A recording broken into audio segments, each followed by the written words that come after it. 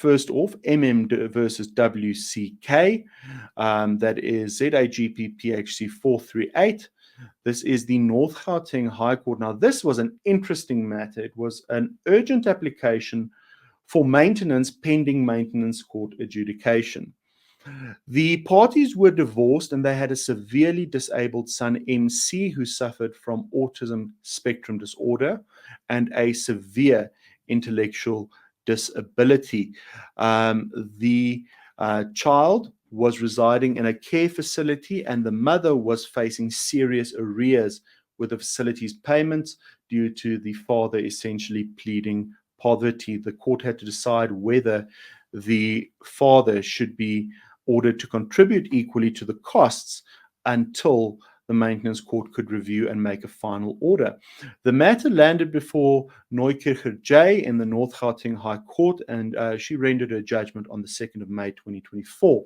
The judgment is on page 259 of your bundle and on page 16 of your summaries.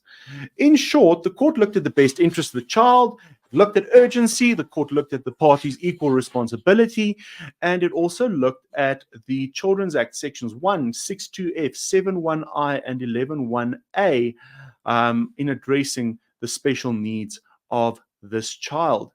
The respondent was then ordered to pay 50% of the arrears and 50% of future fees pending a maintenance inquiry, and the applicant was ordered to approach the maintenance court within 14 days. And the parties were ordered to attend mediation. However, importantly, folks, this was done by consent. I got very, very excited when I saw that there was mediation ordered, but it was done by consent. The court stating the imperative of the High Court sitting as upper guardian is to ensure that the best interest of the child is at the forefront of every application in which their best interest is considered. It's all the more important when viewed against the backdrop of Section 28(2) of the Constitution and Section 9 of the Children's Act. I am of the view that this application is urgent by the simple reason that I'm dealing with a severely disabled child who requires full-time care.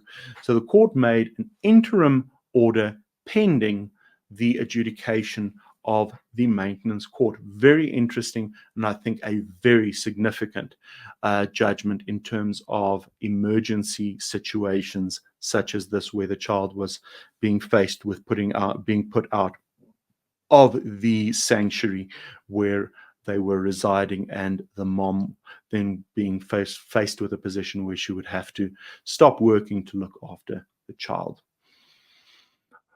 This is very interesting. 29, I almost omitted to mention this this quote. In my view, in order for the provisions of the Act to hold any true meaning, both parties are required to share equally in the responsibility of ensuring that they prioritize the needs of their children. And this is even more so in circumstances such as the present. This goes far beyond financial sacrifices that parents make every day. Every day in this country, thousands of parents, grandparents, and family members sacrifice their own comforts to ensure a better future for their children entrusted to their care. So much more in situations such as this. In my view, this is the only way that the provisions of the Children's Act hold any true meaning.